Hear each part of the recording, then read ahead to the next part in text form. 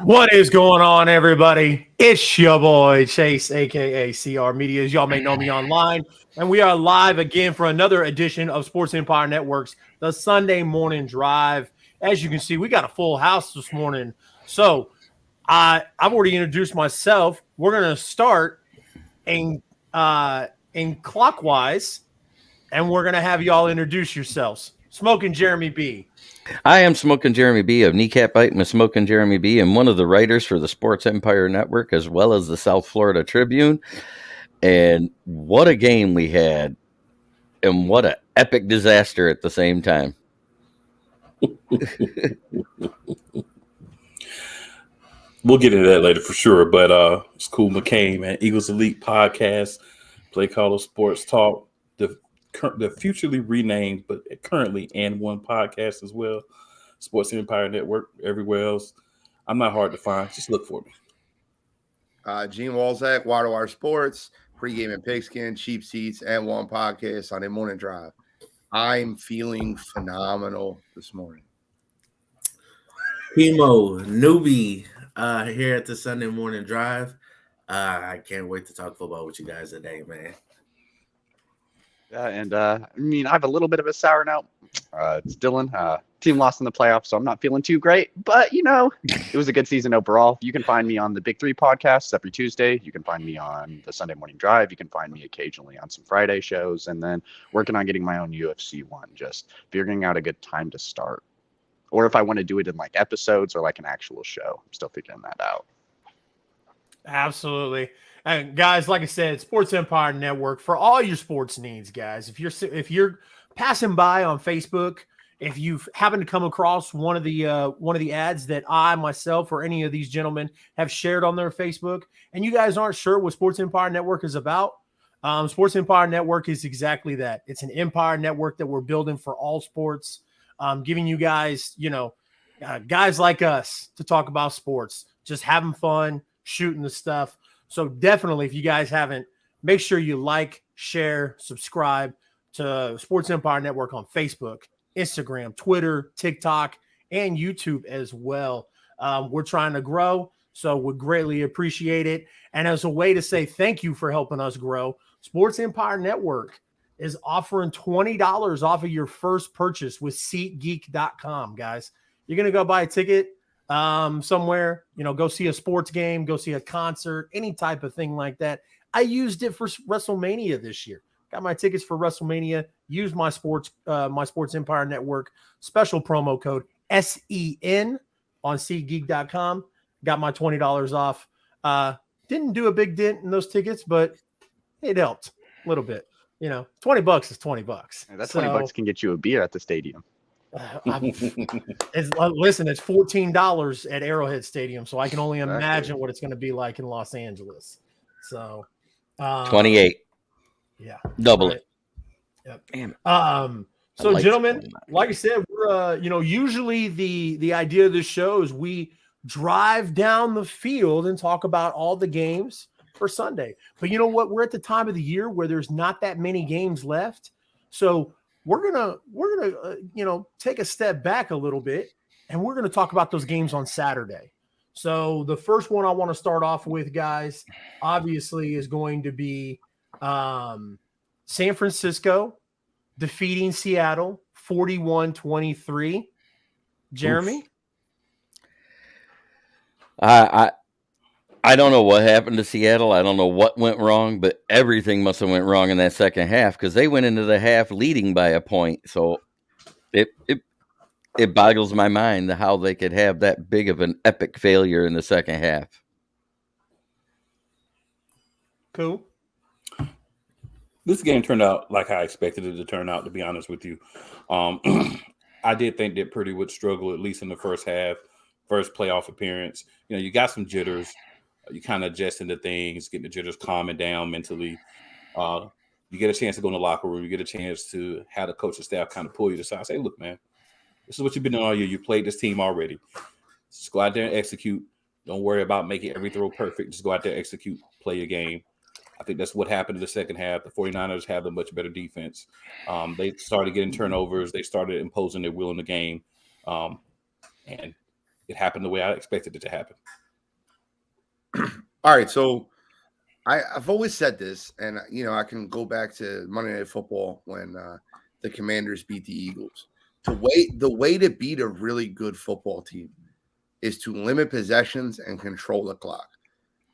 You look at those two football teams yesterday, you knew who the better football team was. San Fran's been the better football team all year, position by position on the field. You can make an argument. Obviously, Geno Smith's probably better than Brock Purdy, but everywhere else on the field, like weapons, like wide receivers / tight ends, running back, offensive line, defensive line, linebackers, secondary, better team San Francisco. That's what it is. I think that you cannot turn the ball over versus a better team on the road. Can't do it. You have to limit possessions versus the better team on the road. San Fran was the better football team. And the longer that game went on, the more prevalent that would become to anybody watching it. I got to give Pete Carroll credit. Came with a great game plan offensively. They scored 17 points in the first half.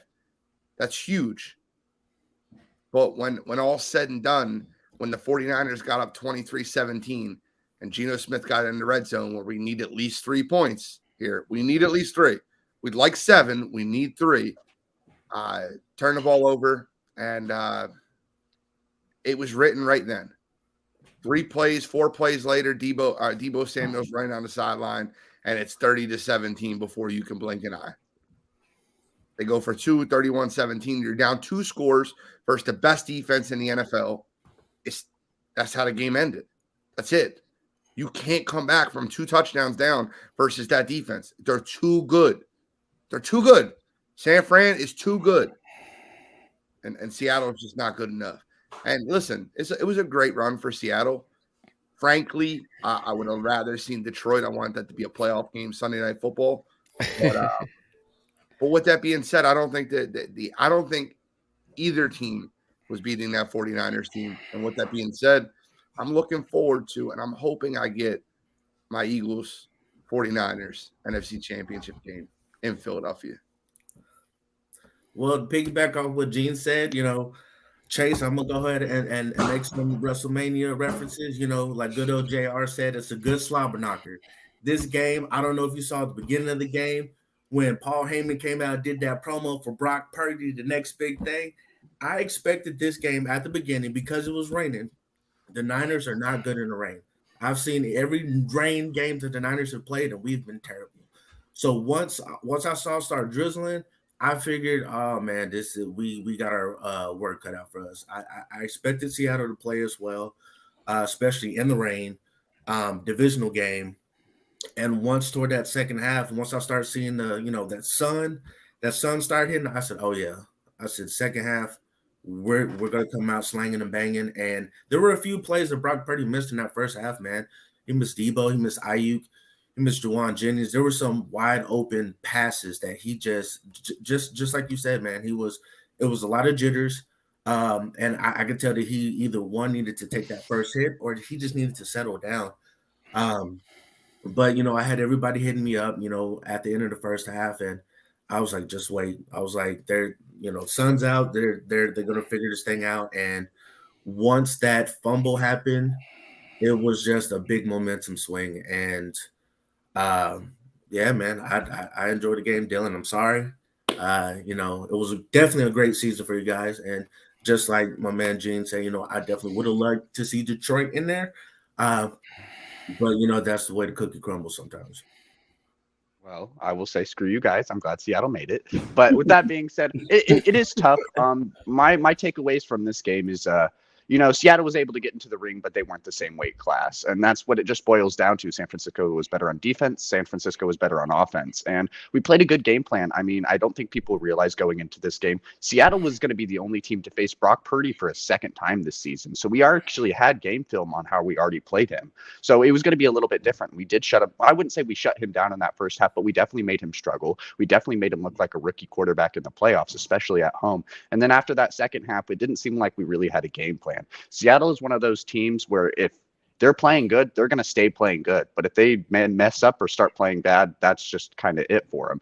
My biggest issue with Geno this season is he has like no comeback gene in him whatsoever. I mean, I've noticed that when he started for Russell Wilson last year. I noticed that when he was the starter this year. And at any point in time, if Geno Smith's down in a game, it's tough for him to win it. He's a very momentum-based quarterback that if the team's doing good, and DK's catching balls, Kenneth Walker's running, Geno's doing good. But if things aren't clicking, if the defense is stopping him, he struggles. And that's what it just really boiled down to. Seattle's a big momentum team. That fumble killed us. Geno threw a tough interception that we still had a chance to get back into the game with enough time. It just sucks. As a Seattle fan, we exceeded expectations by far.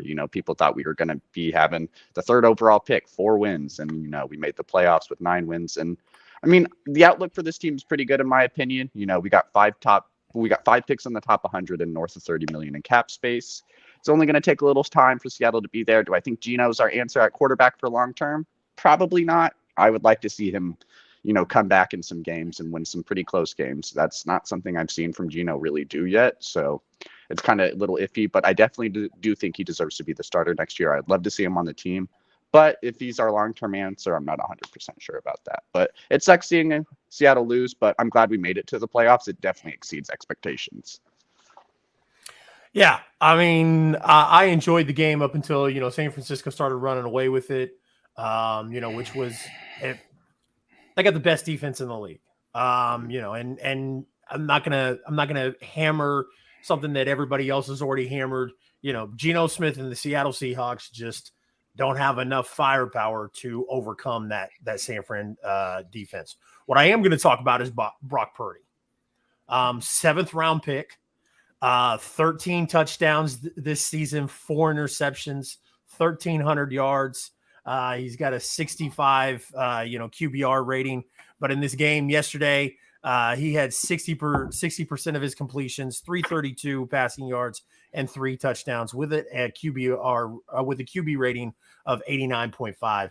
Guys, is Brock Purdy is he the long-term answer for San Francisco? Kimo, I'm gonna start with you here. Man, if you would have talked to me at the beginning of the season, man, you would understand how much of a Trey Lance fan I am, just because of the things that I believe he can do.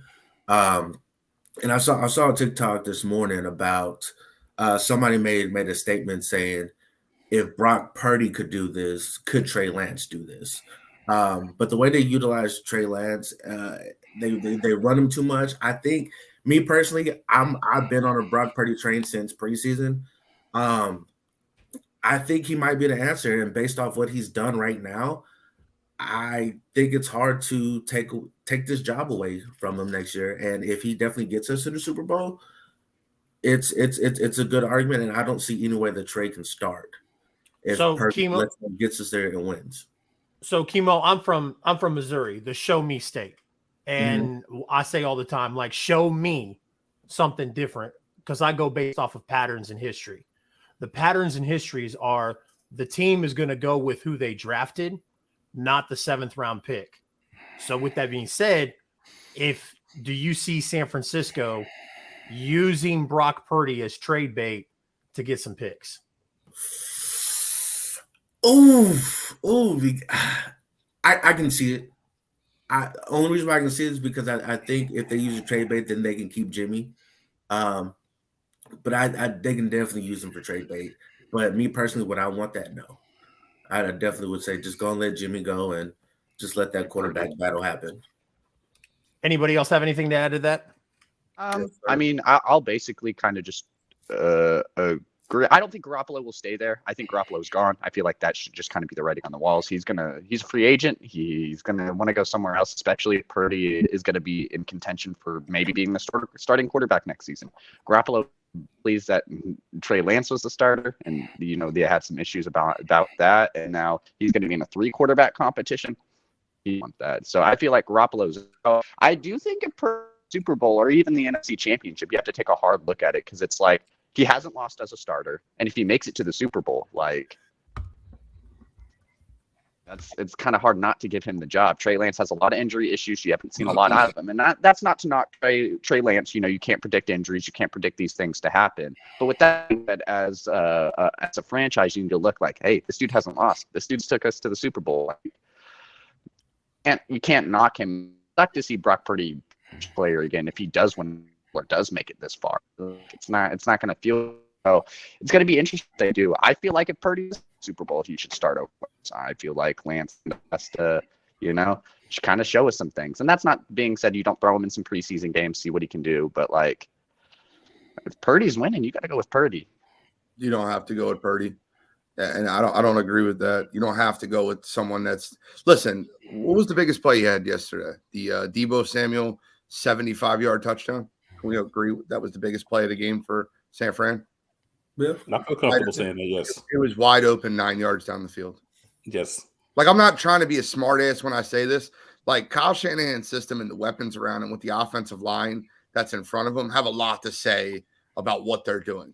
You have CMC, Deebo Samuel, Brandon Ayuk, George Kittle, and probably the top 3 offensive line in football and the top defense in football. I hope that they stay with Brock Purdy next year. I hope they stay with him because if they have an elite quarterback, like the biggest thing that scares me is Tom Brady coming in there because I really believe that there's a true possibility that Brady signs there on a 1 or 2 year deal as Trey Lance back him up and they use Brock Purdy to get them some draft capital back and turn a 7th rounder into a 3rd overnight.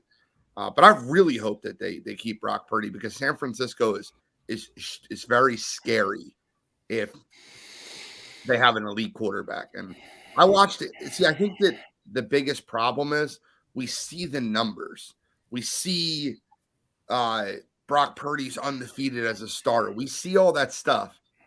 But the one thing that we aren't doing is watching the football game, seeing the throws. Where's the elite ball placement? Where's the tight window throws? They're not. He's getting play action rollouts that are with the cleanest pocket you could possibly see and a receiver with nobody within 5 yards of the ball. And Key, yes, if Purdy wins the Super Bowl, they have to start him next year. I agree with you. I just don't. If you're going to sit here and tell me that Brock Purdy is a top 25 quarterback in the NFL, I'm going to tell you you're out of your mind. It's just not a run. Man, I wasn't saying Purdy was top 25. It was basically what Key was saying. You got to ride the hot hand. If he wins the Super Bowl, it's like you can't take that away from him. So here's the thing. Here's the thing. 5 years ago, Nick Foles won the Super Bowl. Was he the starter? No, was sir. he ever going to be the starter? No, So to use the argument that if he wins the Super Bowl as the 3rd string quarterback, that he should come in and be the starter next year is laughable. Now, if he goes into camp and he stays there and he wins a competition heads up with Trey Lance, if Trey Lance is ready to play, then yeah, he should be the starter. But he's not anointed anything because he did his job as a backup and managed the team and got them where they needed to go with all those weapons. Let's be honest. All season, I think it's different in that Nick Foles situation, though, because Nick Foles came in like what? The playoffs, like 1 or 2 weeks left? Purdy's been playing like 5, 6, 7 He came games. in week 11. Week 11, okay. Carson Wentz got hurt. He did not. I wasn't sure. I knew it was now, close to the end of the season. I thought it was closer to the end. Jalen Hurts gets ripped all the time until he got hurt and we looked like trash. Is it Jalen Hurts or is it the system? Everybody said it was the system. So if the system is the reason why Brock Purdy is played this way, how does he get anointed? If you're saying basically I can take a quarterback that was the last pick in the draft, I can take a journeyman in Jimmy Garoppolo, I can take a guy who may not be 100% NFL ready starting the season in Trey Lance and feel comfortable playing them in the system. How does winning the quarterback without winning the Super Bowl with all those weapons automatically make you the starter? It does not. You still have to compete. That's all I'm saying. I'm not saying that you say, oh, this doesn't matter, but he has to compete to have the job. It should not be handed to him. To say one last thing about the game, I would say Brock Purdy is a more efficient in a red zone version of Jimmy Garoppolo and a more mobile version. So just like you said, Gene, about the big plays, I say Purdy is a dink and dunk type of quarterback. He's definitely get you those 5 to 9 yards and stuff like that. And if the Yak Boys decide they want to go further, that's cool. But I've always said that he's just a more mobile Jimmy G and more efficient in the red zone. And that's kind of how I view him. Just a quick question. I just want to kind of get your honest opinion on it. Yeah. So if Like, how many quarterbacks do you think that you could replace Brock Purdy with, and the 49ers are still exactly where they're at? Like, how many in the NFL? So, like, let me ask you a question. Like, I'll make it really easy. If Joe Burrow instead of you'd be right there, right? Yeah. All right, so let's go a little bit down the line. If Kirk Cousins instead of Brock Purdy, would you still be in the same spot? I think so. Yeah. Okay, so let's go a little bit further down the line. Jared Goff, same spot? I think so. Yes, I think so. Okay, so I look at that team, right? And I say Brock Purdy is doing exactly what he should do. And he's earning himself a lot of money and a lot of draft capital doing what he should do. But if you watch the football game, the X's and O's of the football game, these are wide open receivers in a clean pocket. There was one play he made, and it was an incomplete pass that I was like, wow, that was a really good play. And it was the red zone scramble. Where he rolled out to his left, he rolled out to his right, and he threw a seed to the back corner of the end zone, which straight to Ayuk, but he couldn't complete the pass. Yeah, that was a good play to me was like, wow, that was a good play. But that's the first play I've seen in 7 weeks. I was like, oh, but and I watch every single down. Like, I'm not like, yeah, Jeremy, I seen you got an opinion on this? I think there's maybe 8 quarterbacks he could replace and do the same job as them, and all of them are the same style of quarterback. They are the game manager quarterbacks. You look at who it's out there. There's about 8 game managers. There's about 9 guys that are considered more athletic than a game manager or a running QB. And then the rest of them are either good to great. Am I right or wrong on this? Yeah, no. What I was asking was if they could replace Brock Purdy in San Francisco. Oh, yeah. Yeah. Okay. Not the other way. But either way, it's still about. Went to Detroit. Okay. There's 31 QBs in the NFL that could replace him right now, and most of them are backups. It's fair. I mean, Colt McCoy, when he's healthy, he's one of the best backups in the league. Tyler Heineke, Tyler Huntley, any one of those guys could do exactly what he did in that system because it's that West Coast crossing routes Shanahan system that works where you run the ball more than you pass the ball. I don't think Tyler Huntley could do what Brock Purdy's doing, in my opinion. Just watching it in the last. I think he could in that system is what I'm getting at. Not where he's at in that system. He probably could because of that O-line. Nothing can I think do the anything biggest difference is the ball play, the accuracy. Drew Lock might even be better in that system than he is, but I'm just saying. I'm just saying. Jeremy, one question for you. What about Jordan Love? Will he be better in that system? Jordan Love is a turnover machine. He won't be good in any system. That being said, Brock Purdy is making a name for himself, but what it does is they don't have to have the expensive backup anymore that Jimmy G is, which frees up cap space next year. You know where I think Jimmy G ends up? With the guy who never wanted him gone in the first place, out there with Bill Belichick. Quite possible. And the Patriots. Yeah, that's the difference from Mac. Yeah, I said Bill Belichick on purpose. Yeah. Oh, I agree with the Patriots on purpose. Absolutely. Interesting. That's a different topic for a different time. I'm not going to make fun of you guys on live for that comment, but that's all right. Let's go to the next game. Jacksonville Jaguars defeating the Los Angeles Chargers 31-30. I'm getting hyped for this. For those that don't know, my best friend, Josh Elliott, who is my co-host for the I-70 Hot Tag, is a humongous Jacksonville Jaguars fan. He has been since he's a kid. He picked the Jacksonville Jaguars because he liked the colors. And he's faced all kind of criticism from, Chiefs Kingdom, all type of different fans. We've had people on our show that have seen his Jacksonville Jaguar helmet in the backdrop and just absolutely demolished him. So anytime Jacksonville gets some love, in fact, there he is, Duval. Hey, Josh Elliott, I'll tell you what. I may be a Lions fan, but I am a fan of players on other teams. Guess whose signed mini helmet I have? I have James Robinson from when he was with Jacksonville from his rookie year. You can say what you want. He's a good player. I actually picked the Jaguars to win too. Why? Because Charger. That's all I got to say. Yeah. I also picked Jacksonville to win this game. The point I made of why I made this choice was I felt that Trevor Lawrence is a good young quarterback in the playoffs, kind of peaking at the right time, spreading the ball around, good running game, solid defense. I also felt that Justin Herbert, solid quarterback, a lot of weapons, even with the Mike Williams injury. But one team has a better coach. And when you come down to teams that are fairly even for what you see in X's and O's, not necessarily statistics, but what you can see with your own eyes, I think the teams are pretty similar. So you look at the coaching and you say one team I feel like has a better coach. Now, Trevor Lawrence, hard first half. Boss in the second half. We look on the other side. We got Justin Herbert, who's people have anointed as one of the next great quarterbacks. Pretty good first half, right?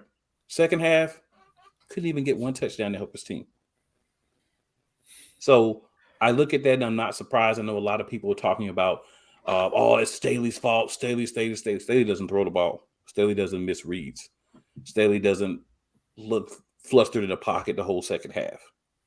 Right? He can call whatever plays he wants. They're good or bad. You're a quarterback. You have the ability to audible. If you see something, I think you have to be better.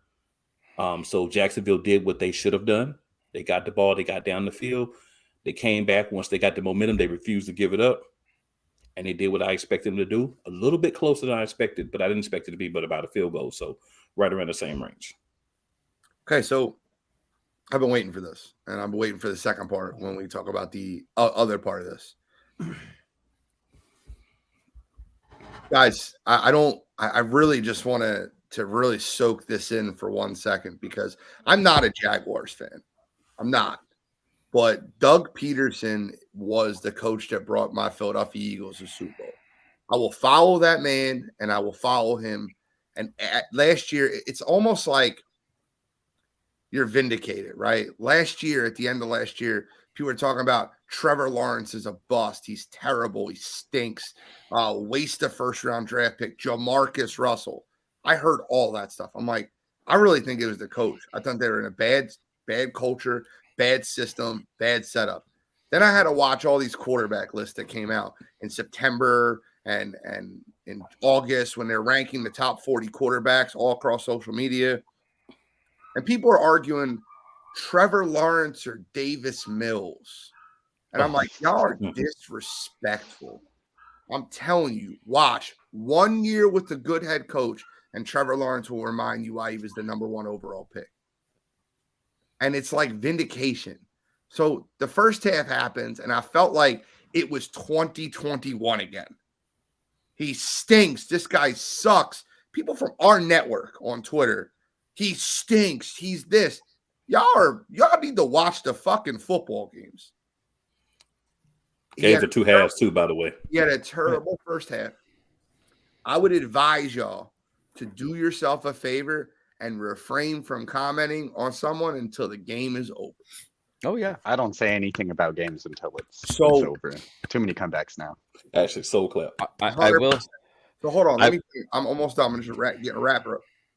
So we watched that football game yesterday, and we watched Trevor Lawrence play terrible in the first half. But legends and people that are heroes never get remembered for their falls, but their triumphs. That second half, if you want to talk about how to beat and break down a young quarterback, have him throw 4 interceptions at home in his first playoff game. Have his own fan base calling for a backup quarterback you've never heard of. The second half he came out there, he was 18-23 for 240 yards and 4 touchdowns and led his team to a victory at home. Great quarterbacks overcome adversity. People don't remember how many bad 3-quarter games that Tom Brady had. You know what they remember? The 4th quarter comebacks. Winners win. And yesterday in Duval, Trevor Lawrence and Doug Peterson showed while they will continue to get better and better. I look at that game. Receivers, edge to the Chargers. Running back, edge to the Chargers. O-line, edge to the Chargers. Defense, edge to the Chargers. Quarterback and coach, edge to Jaguars. So I'm going to piggyback off what Gene said. I kind of feel like Gene was directing a lot of stuff toward me because I was on the other end because I had picked the Chargers to actually win this, but I wanted the Jags to win, which I enjoyed the game. I But promise after, I wasn't but directing you. I promise. no, you're good. After the first 4 picks, I was the casual fan because I haven't seen a lot of the Jaguars game. I was in there calling for CJ Beathard to come in and replace Trevor Lawrence, which is definitely disrespectful on my end. But at the end of the day, it does come down to quarterback and coaching. I am a huge Justin Herbert fan. Now, do I think the game could have been different if Mike Williams was in the game? Yes, but at the end of the day, he wasn't. That was a Brandon Staley call last week that impacted this game. But to watch Trevor Lawrence come back from that adversity and the way he throws that spiral is crazy to me. He made some big time plays. Travis Etienne made a great run at the end to seal the game, and Trevor Lawrence definitely made a believer out of me, and I cannot wait to watch the next game just to see what this kid can do going forward, and watch him in the future as well. I mean, yeah, I won't go too much on this game that really hasn't been said. I said this game was going to go one of two ways. Either the Chargers were going to win very comfortably. I'm not saying by a blowout, but they're going to win very comfortably, or Jacksonville was going to win barely, and that's what happened. I mean, it came down to coaching. I mean, the quarterback play, of course, but it also came down to coaching. I mean, you don't have that big of a lead in the half and don't come up with any sort of game plan to stop their offense or defense. I mean, there was plays from their players that weren't good. I mean, Joey Bosa throwing his helmet down and getting that 15-yard penalty when he was held. He was held. With that being said, but you still can't be doing things like that. You also can't tell the ref you're blind. You're fucking blind, is what he said. I read his lips. I didn't hear that part. I didn't hear that part. The flag for what he said, not the helmet. Though. Yeah, that's what he got the flag for. I knew it was an unsportsmanlike, and they showed the replay him throwing the helmet. They just did it that way so that he wouldn't have his second one to get him kicked out. That's why they did it that way. Well, with that being said, you still can't have those penalties. Like, you can't have those penalties in close playoff games. I mean, it's rough. Do I think Staley will be the coach there next year?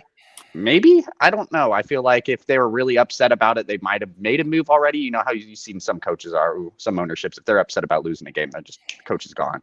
It's going to be interesting. I heard a lot of rumors that a lot of NFL insiders think Staley was coaching for his job today. I mean, it's going to be interesting where the Jaguars go. I mean, one thing I will give them discredit for is they didn't use the running game as much as they probably should have. You have Austin Eckler, and then even if the running game wasn't working, you have Austin Eckler, who is arguably the best pass catching back in the NFL. So it was interesting. Great on Jacksonville. I'm happy to see Jacksonville. Seattle's out, so Jacksonville's my pick to win it all now. So go Jacksonville. Just as a fan pick, I don't think Jacksonville's actually going to win it all. As a fan pick, I want to see Jacksonville win it all. Yeah, good. I'll give it up to Trevor Lawrence. Definitely had some adversity. That's like some college football playoffs type stuff. Throwing 4 picks and then coming back and winning it. So that's crazy. I'll give it up to Trevor Lawrence. I'm happy for this Jaguars team. Happy for Doug Peterson that he's found a place and he's having a great time. This Jaguars team's rolling, and I can't wait to see who they play next. It's going to be interesting. Plus, if an upset happens today, they might have home field advantage. So I'm real big on Trevor Lawrence. I always have been. Coming out of the draft, there was a lot of very credible draft experts, not just Todd McShay and Mel Kiper, but a lot of guys that I respect that do draft coverage that said, listen, this is Andrew Luck's mind, but a little bit more athleticism because he's taller. He's got that QB stature. And like Gene said, everybody was ready to write him off. Everybody said, you're stupid. You're a moron. You have no idea what you're talking about. This guy and Andrew Luck, are you effing kidding me? Like, no, that's not even comparable. It is. It's crazy what happens when you have a good coach that is able to unlock that potential and put you where you need to be. And there was no better coach to do that than Doug Peterson. No worse coach to do that than the coach they had last year. So, I'm a big Trevor Lawrence fan. I'm very happy that they were able to figure this out. the Chargers, we'll talk about that here in a moment. Because we're going to talk about coaches on hot seat. I don't want to get too much into it. I want to save that for that. But yeah, I mean, the Chargers are. I like Justin Herbert. I do, and that sucks because I don't like that team, but Justin Herbert's extremely talented. But again, you're in a system where here's what I'll say, and we'll move on from this game. Mike Williams and Keenan Allen were out for multiple games this season. And I'm not going to go too far into that, but Justin Herbert didn't look as great of a quarterback as everybody says he is when he didn't have Mike Williams and Keenan Allen. And if you're a great quarterback like everybody says you are, I need you to make other guys look good besides the guys who made all the quarterbacks previous to you look good.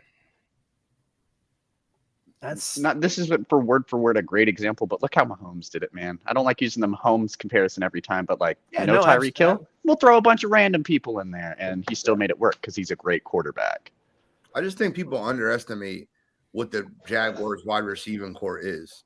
You took the slot receiver. I love Christian Kirk. Loved him in Arizona. Like, he was close to being a 1,000-yard receiver. I was like, get this dude on a number one option somewhere else. He's going to be an 1,000-yard receiver. So I'm happy he's doing his thing in Jacksonville. You took the slot receiver from Arizona.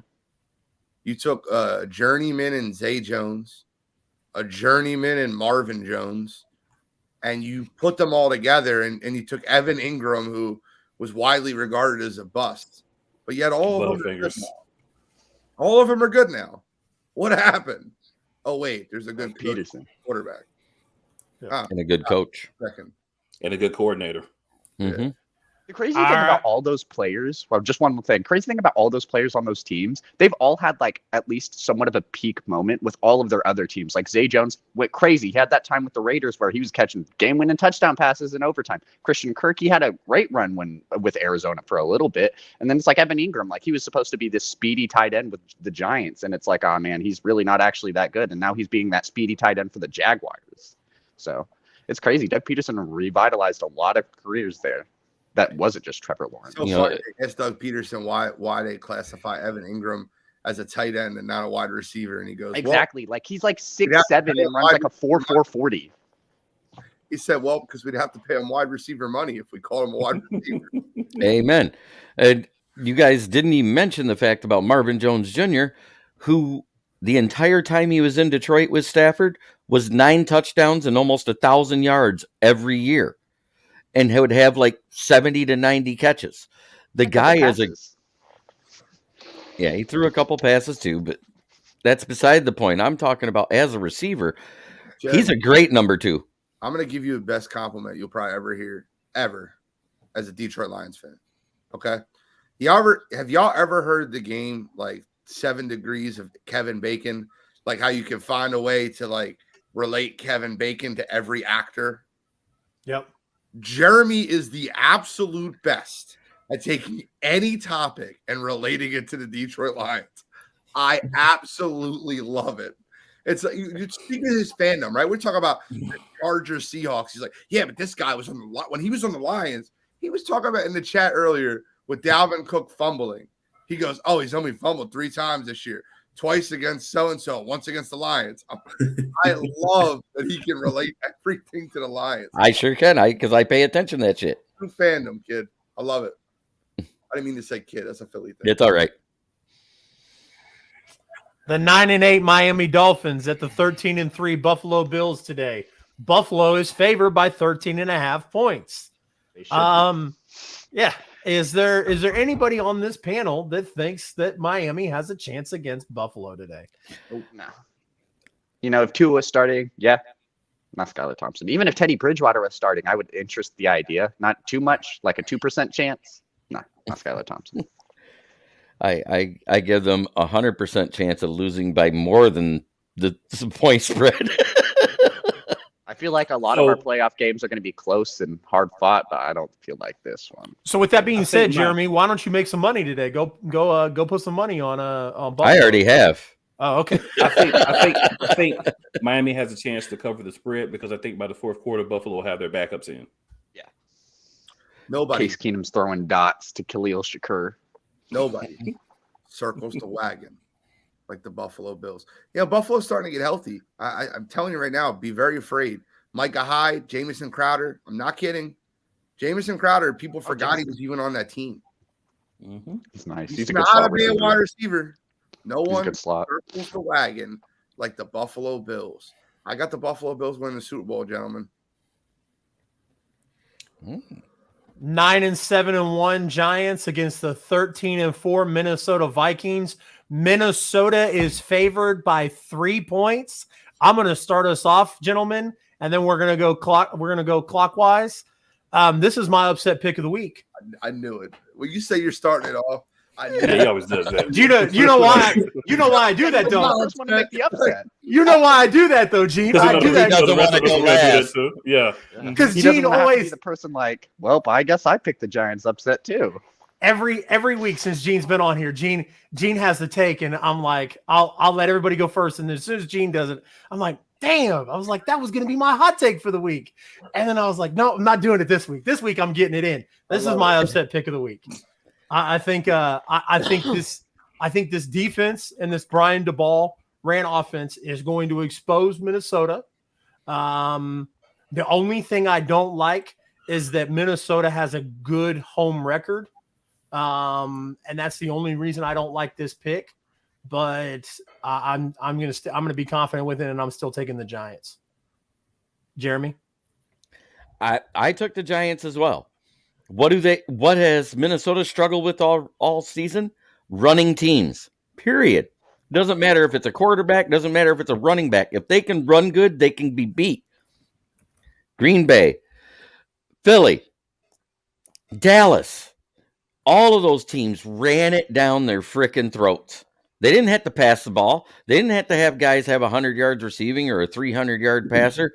No, it's because they had 150 to 200 yards on the ground.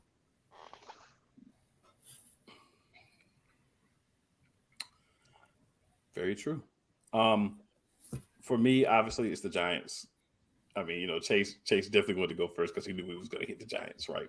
But I mean, you look at their defense: Azeez Ojulari, Dexter Lawrence, Leonard Williams, Kayvon Thibodeau, so many other people. This team is well equipped to be a hard-hitting defense, and you just saw what their backups did last week against the best team in the NFC, right? So that tells you that they're well coached. Right. They're put in great positions. Great things are called for them. Obviously, offensively, there are some struggles. There's no doubt about it. There's no way to try to pretend that that's not there. But you still have Saquon. You still have a revitalized Danny, as one of my co-hosts on the NFC Beast calls him, Danny Nichols. So, you have enough to be able to win this game. And let's not ever forget, this is what's considered a prime time game, right? The only 4:00 game on. And what happens to Kirk Cousins in prime time? He's not wilts the like a same dead quarterback. rose. So if you're going to have your quarterback not play well, we know your running back is capable of having games where he will cough up the ball. And if Kirk Cousins is playing well, you're going to have to rely on him. The Giants defense is going to be attempting to strip this ball as much as possible. And he's going to give at least one of them up. Cousins is going to give them at least one. They're going to get at least 2 turnovers. I think the Giants have a great formula for an upset against a Minnesota Vikings team that I don't think is as good as their record. I agree with you. I'm going with the Giants also. So Chase, you were right to go first. We're 4-0 right now on the Giants, but I give you a little different. I just get sick of I get sick of every week or every game. I'm always like, I'm going to piggyback off of Gene here. So I was like, all right, this one I'm starting off. I kind of want to add a little bit to this, and I look at the way the Giants play football, and they play tough football, and I look at the way Kevin O'Connell and the Minnesota Vikings play football, and it just seems very suspect. Jeremy, you made a point earlier about teams being able to run the football against Minnesota. The reason they can run the football versus Minnesota is because Minnesota has to protect their secondary, which is one of the worst in the league. They have to protect their secondary by leaving their safeties out of the box. So when teams can run the football up the middle versus them, and they have to put their safeties in the box to protect against that, then their cornerbacks start getting exposed. So the blueprint on beating Minnesota is exactly what Jeremy said. You have to be able to run the football to make those safeties come down in the box and leave those corners on an island. I got the Giants winning this one. However, I do think this will be a very close game. I think Jettas goes out and proves why he's the best receiver in the NFL. Man, as much as I want to disagree, I can't, because I know how Kirk Cousins plays. And, you know, if you think about the last game they had, it was a 27-24 type of game. You know, Jay Jettas, you know, definitely had at least, you know, 12 to 13 targets. Same with, you know, TJ Hawkinson. You know, they were eating, but I just think the Giants are definitely more equipped. Even though that game slipped away from them when they last played, I still think that Kirk Cousins in the playoffs, I think he's going to fold. And I just don't see a way that Minnesota gets the job done, especially if, you know, they're going to try to air it out for the most of the time. They're not really giving it to Dalvin Cook as much as I would like. But I think the Giants, you know, run away with this. Not run away. I think they get out of this game by the skin of their teeth. Man, well, I'm glad I'm a little bit different. I'm picking the Vikings in this one. The Vikings won their last matchup. With that being said, you talk about the Giants' defense being as good as they are. With that being said, I mean, Kirk Cousins did have a good game last time they played the Giants at home. Game went to overtime, but Kirk Cousins did have 200-yard receivers, and TJ Hawkinson, who also had 2 touchdowns that game, and Justin Jefferson, who had 133 yards and a touchdown that game. The main reason I'm picking Minnesota here is because I was on the New York train. I was on the New York train like a week before this before this even happened. I see everyone picking New York, and that kind of makes me scared. I feel like when these playoff matches, when everyone's trying to predict the upset, that's when it never happens, and the team who is the good one usually comes out on top. I'm just scared because everyone's picking New York, so I just think my pick was a little weird. But I'm picking Minnesota because I feel like they're going to have a better running game. Dalvin Cook's going to need to have a better game than he did against the last time against the Giants. And also, I don't feel like the Giants can do anything really outside of Saquon Barkley as much as I like Isaiah Hodges, big Oregon State guy. I'm not sure if he's going to be able to be that dude for the Giants. I'm not sure who else other than Saquon Barkley, if he can't get running, is going to be that option for the Giants, and that scares me. I think I like Minnesota in the sense because they have won before. They've won at home before against New York, and they've had a good passing attack. I know Kirk Cousins in primetime is scary, and honestly, that's probably going to be what it comes down to. If Kirk Cousins can have a good game, I feel like the Vikings should win this. But if Kirk Cousins plays like primetime Kirk Cousins, this should be a Giants game to win. So it all banks on that, which is scary when you're banking on Kirk Cousins. But I think I'm going to go Minnesota in this one. I feel like they've had a lot of doubt, including from me. I've been a big advocate saying that I think Minnesota is playing better than they're playing worse than their actual record. But I feel like they're going to be able to get it done today. Maybe next week I'll have a different opinion when they have to play a team probably like the Eagles or the 49ers. I'll probably have a way different Eagles or 49ers. I'll have a way different opinion on that.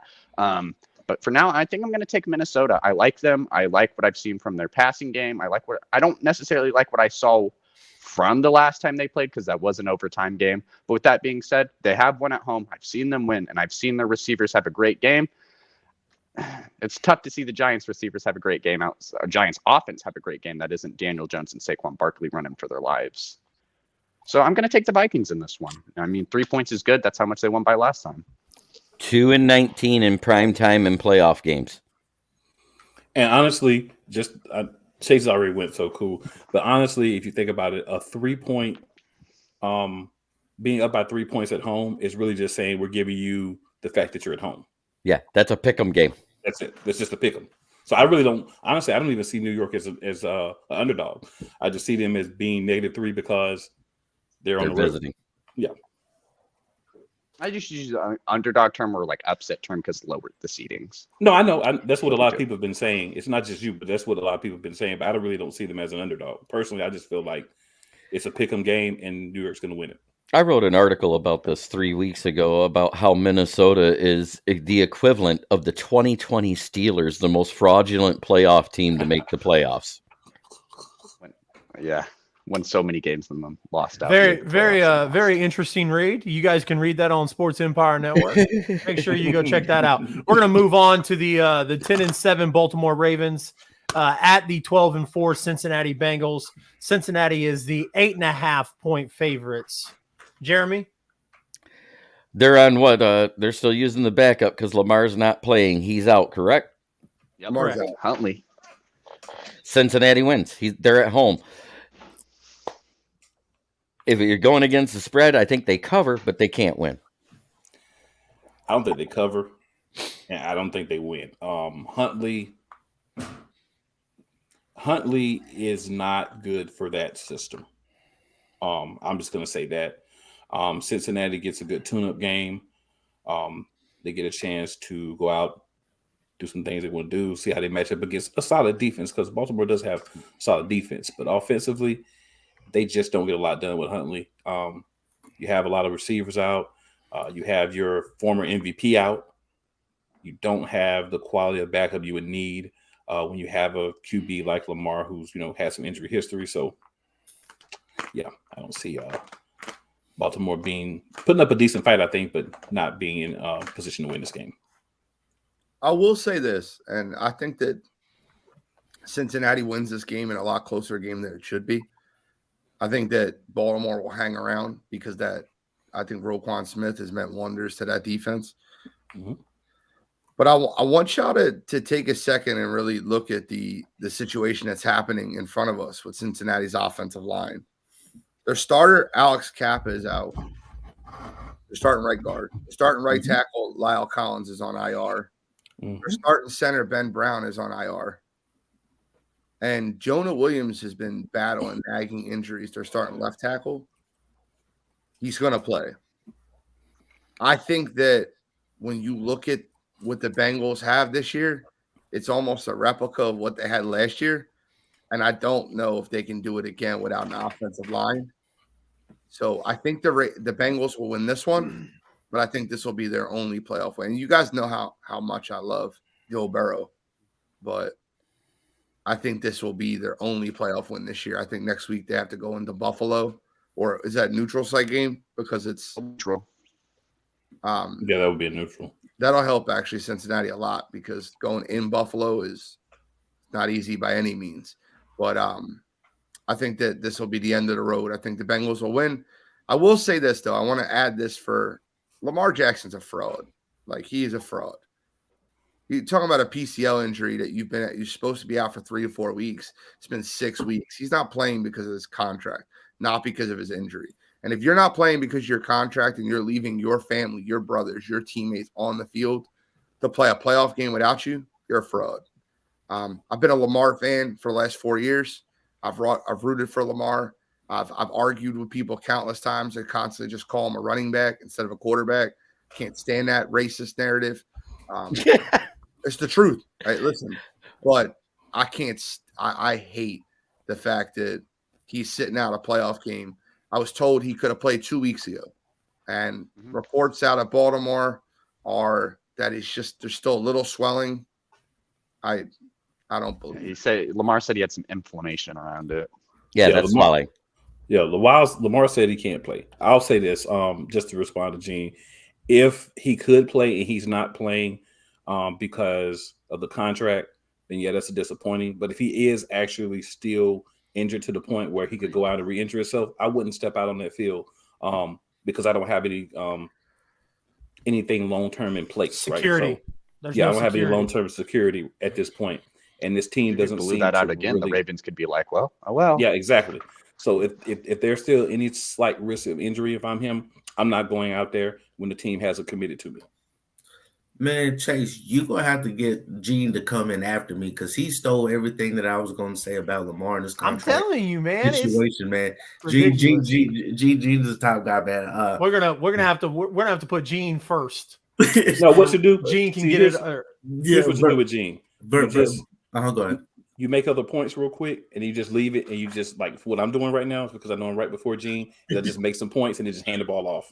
Right? I just run a few yards and then throw a lateral. He's gonna finish off. No. We're in all seriousness, we're extremely lucky to have Gene on the show. I love Gene's. I love Gene's football mind. I think it's that's why I always resonate with a lot of stuff that Gene says. So, what you got for us, Chemo? I was gonna say for this game, since it's a divisional game, and even though Gene was talking about the offensive line stuff, I think it's gonna be an extreme close game.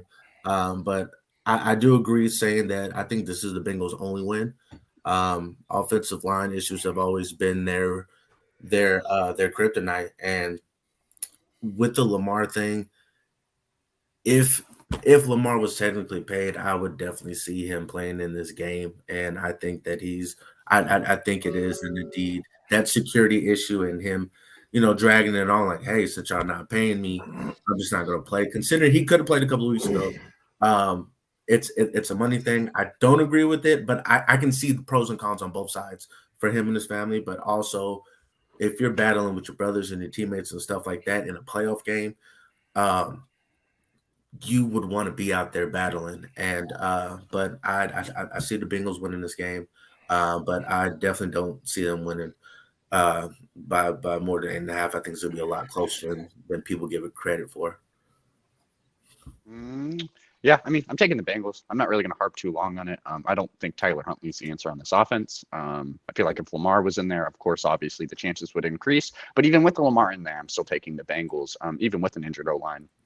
My issue with the Ravens is like they don't really have any sort of offensive game plan that isn't really ran through Lamar Jackson, and that's my biggest issue with them is like, for example, Jordan can claim they can run the ball, they can do all this, they can do all that. But at the end of the day, if they don't have a quarterback who's going to make the proper passes, if their running game's not working, then that's it. The Ravens are shut down, So that's the biggest issue with them. It's not like they have any big name targets they can throw the ball to if they have a backup quarterback in there. It's not like they have anybody who can take over the game because the dude who had to take over a game is injured and he's not playing for the playoffs, which is also my biggest issue. I got to take the Bengals. And the point on Lamar, I didn't honestly think about this until Cool mentioned it, but it makes sense for him not to play. Like, he has no security.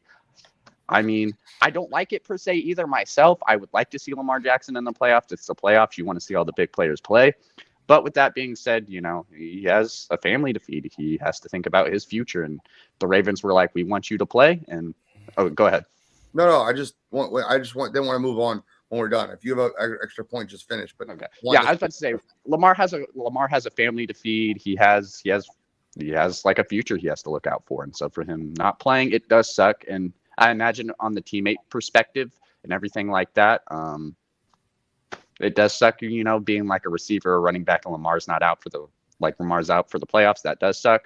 But I can see his point of doing it now. Like, he doesn't have any contract. He doesn't have any security. Like, why go out there and re-injure yourself if the Ravens can just be like, man, you tore that PCL? Yeah, we're not going to re-sign you.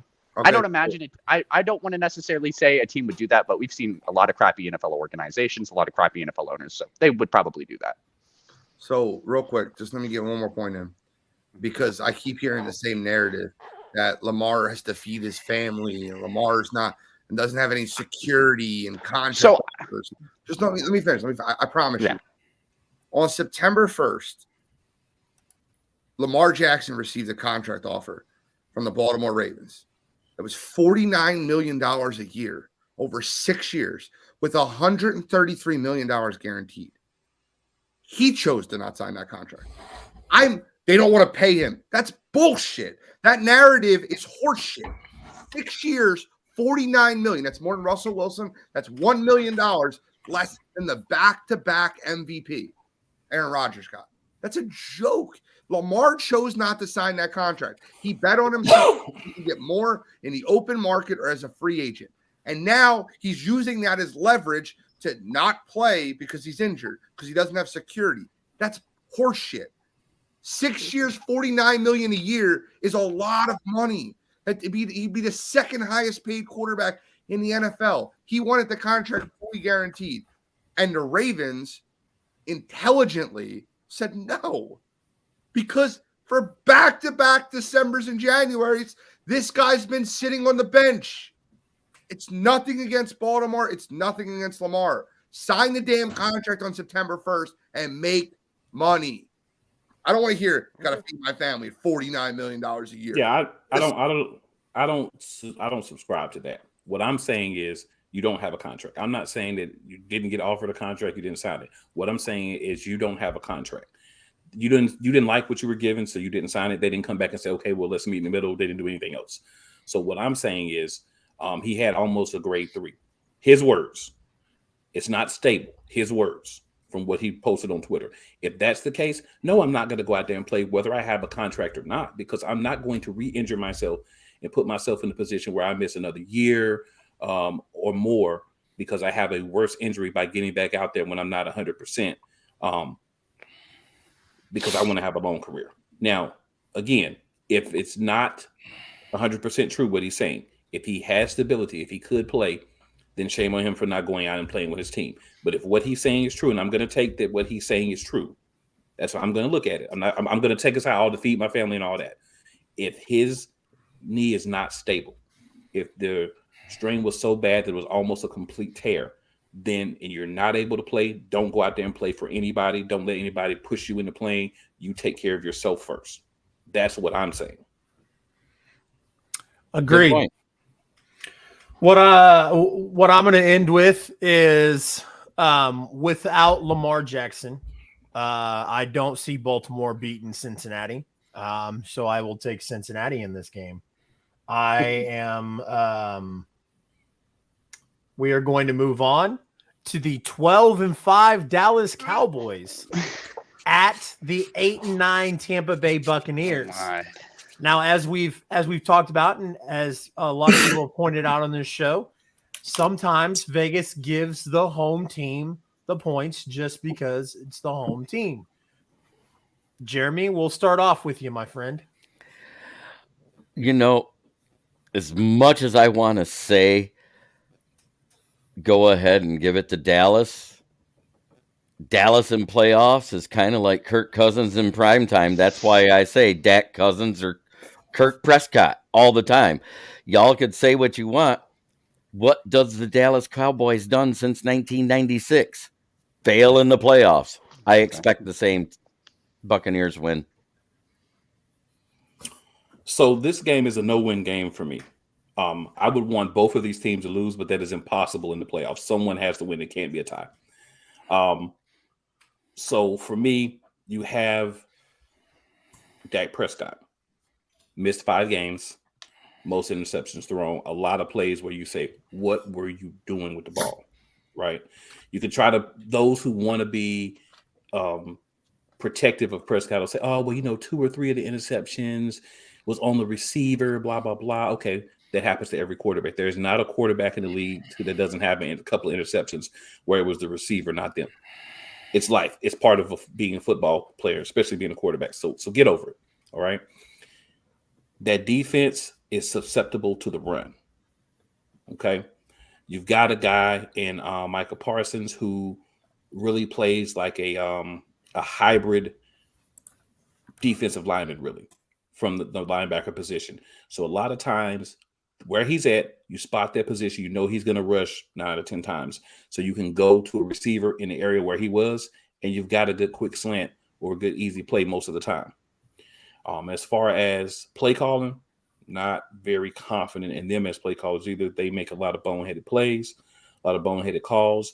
They had a bad loss to the Commanders last week. A lot of people would say, oh, well, that's going to make them extra motivated. They're going to go out and play harder. But you have to ask yourself, every other team got a chance to see what the Commanders' backups did, what third string quarterback did to them. So you have an opportunity to understand some things that you can do against them offensively, as well as how you can stop them, as well as things you can do with your own defense to mitigate some of the things that Dallas wants to do. On the other hand, you have Tom Brady. And I say this all the time. I'm not joking when I say it, but people laugh. If you breathe on him, if you look at him, if they think you said something nasty to him, if you touch him, if you run too close to him and get in his personal space and make him feel uncomfortable, if you dive close to his legs, if you don't just completely pull up, which is almost impossible, if you touch his helmet, you touch his jersey, you touch his shin guards, you touch his knee pads, you touch his shoestrings, more than likely you're going to get a 15-yard roughing the passer penalty. These have happened in several games this year that have caused them to be in a position to be 8-9, because there are games they should have lost where they bailed Tom Brady out with bogus calls.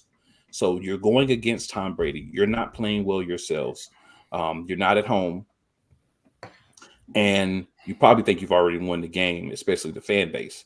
So for me, I think that Dallas is going to lose this game. I think it's going to be a close game, but I think the referees, Tom Brady, and what they are able to pull together from Tampa Bay, as far as points, as far as defense, as far as big plays, is going to be enough, for them to win this game. Okay, so this is the easiest game of the week for me. Easier than Buffalo versus Miami. I'm so sure on this game, and to me, this is a Cowboys blowout. The Cowboys are going to destroy Tampa Bay Monday Night Football. It's going to make last year's Monday Night Football game of LA versus Arizona look tame. I think that when we look at the Tampa Bay Buccaneers, we see a really horrific football team. We always just say, well, they got Tom Brady. That's literally all you can say at this point. Dallas gets at the quarterback. The Tampa Bay Buccaneers cannot run the ball. They're 32nd in the league running the football. Dallas can run the ball. They can move the ball in multiple ways. Dallas wins this game 38-4. I think 4. Let's go 4. Two safeties. Huh? But this game is not going to be close, guys. Dallas is a much better football team. And to touch on the Commanders point that you made, Cool, they played terrible last week versus the Commanders. But I'm going to ask y'all a question, right? These are all human beings. Every player on all these teams are human beings. Did anybody on this panel or anybody you think in the country believe that the New York Giants had the opportunity to beat the Eagles last week with their third stringers and their backups? Did y'all believe that? And the answer is no, right? But the Cowboys didn't believe that either. So all week when the coaching staff was like, you got to play hard for the number 1 seed. They're like, yeah, all right, let's get ready for the playoffs. Like, we don't need to. So I think what ended up happening was that Cowboys team came in there, had an unmotivated week of practice. And then last thing I will add is the Cowboys, and I hate defending this team because I'm an Eagles fan. I hate the Cowboys. If you guys don't know this, they're my least favorite team in the world. But the Cowboys this year, 1-1, or I said lost week 1, won 4 in a row. Lost week 5, won 2 in a row. Lost, won 4 in a row. Lost versus Jacksonville, won 2 in a row. Lost versus Washington. If they continue their trend of lose 1, win 4, lose 1, win 2, continue that trend, they're going to win the Super Bowl. I don't think that's going to happen because there's a team in Philadelphia that's going to shut them down. And I think that Dallas goes into San Fran next week and beats them also. So I got the Cowboys winning this one and meeting Philadelphia in the NFC Championship game. I'm going to have to strongly disagree. Gene, I understand you were talking about that week 1 game, that loss that they had, but who was that to? That was against Tom Brady. And, I understand, Tampa's 8-9, but at the same time, they're going against the 7-0 Tom Brady Bucks. Tom Brady's undefeated against Dallas. I think he's going to come in there, do his thing. I was even reading, like Michael Parsons' tweet yesterday. He was talking about how bad the officiating was. And he was like, it's not like I'm going to get a call. You're going to get a lot of flags thrown at you going after Tom Brady. So, I mean, as much as I would enjoy, trust me, I would enjoy if Dallas came into San Francisco because I would love to have that game because that's the highlight of my family and my friends. But, that's like a next year matchup, which I can't wait for. But I think Tom Brady and the Bucks definitely handle business because when they played this year, not saying, it's not going to be the same as that game, but Dak couldn't even get a touchdown week 1. Now, I don't know if it was rust. I don't know what exactly it was, but I think that Brady, he's starting to heat up, in the playoffs. I just don't like to bet against playoff Brady, and especially against playoff Brady against Dallas. I just think it's hard to go against that, so I'm picking Tampa to win this game. I mean, yeah, basically to go off what Kimo said, I'm taking the Buccaneers. I don't want to pick against Tom Brady at home in the playoffs. It's tough. The Cowboys are an interesting team because it's just rough where to actually gauge them when it comes to this NFC standings. When it comes to if you have an overall power rankings, not talking about playoff seeding, just an overall power rankings, it's really kind of hard to where you would gauge putting this Dallas team because they have shown moments where they've been. You say they're number 2. I don't say they're over San Francisco, but it's really tough because it's like they've shown spurts, like Gene said, like they go off and lose a game and then go back win 4 or go back win 2, and it's like, man, those 4 games that they're winning, those 2 games that they're winning, they're clicking on offense. The rushing game's looking good. CeeDee Lamb's getting found open, but those games that they're losing, it's like, oh, there's another Dak Prescott bad turnover. What is he doing? The rushing game's not going. Like, what is Zeke doing? So it's going to be really hard to gauge what kind of Dallas Cowboys you're going to get. If you're going to get the Dallas Cowboys coming off of a loss, this could be a win for Dallas very easily. But with that being said, I don't like betting against Tom Brady in the playoffs. Like, it's rough. It'd be a very Tom Brady story to go 8-9 in the regular season and then just win a Super Bowl like that. That seems like very Tom Brady-esque, just make a lot of people upset. Yeah, no, I don't want it to happen either. Like, let's cut the tape. Let's go Trevor Lawrence Super Bowl, but cut the tape. But yeah, I'm picking Tom Brady. I'm picking the Bucks. I don't want to bet against them. Do I see a Cowboys? I wouldn't necessarily call it an upset because they're favorite, but do I see the Cowboys win happening? Very possible.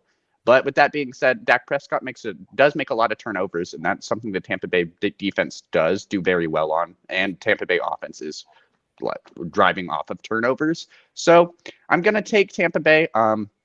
I couldn't see it going one of 2 ways. Tampa Bay wins a very close, hard-fought game, or like Gene said, Dallas just puts a smackdown on them, and Tampa Bay gets 2 safeties.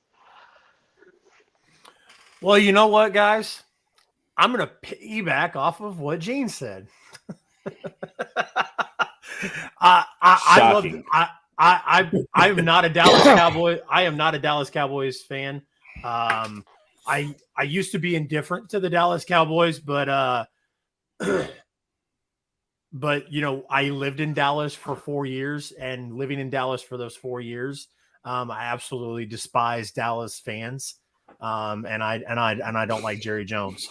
But Dallas's defense is going to absolutely demolish this Tampa Bay Buccaneers offense. Here's one. I like doing hot takes because I just like it. So here's my hot take.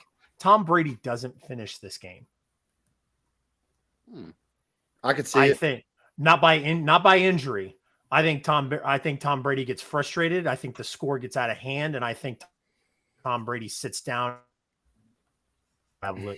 throws a humongous fit on the sideline, and Dallas's defense just eats. That's what I think. I don't think Gabbert makes comeback of the year. Yeah. So guys, that does it for the wild card games for this weekend. Did want to, before we move on to our next topic, I did want to take an opportunity again. SeatGeek.com. We got some people in here in the comments. So guys, if you are looking at going to some sporting events in the next couple weeks, some divisional championships, some conference championships, whatever the case is, you're wanting to go to a secondhand place to buy your tickets, SeatGeek.com is your hookup. Use promo code SEN for Sports Empire Network. You're going to get $20 off your first purchase. Save you some money. Get you a beer at the stadium like we talked about. So wild card coaches on the hot seat. Is there any coach that has been in the wild card yesterday, today, that is on the hot seat, you believe? I think there's 2. I think we can say the obvious one real fast. Brandon Staley. We can obviously say that was definitely the biggest hot seat. His seat was on literal fire going into this game. So I definitely think Staley. Let's start with Jeremy. Jeremy, which one do you think? I think it's Brandon Staley, and I honestly think Pete Carroll's going to retire because he looked like he aged 10 years during the game. I'm just saying. I agree. Cool. What you got? I agree. All right. So I want to shout out Jeremy. Not Jeremy. Jake. Sorry.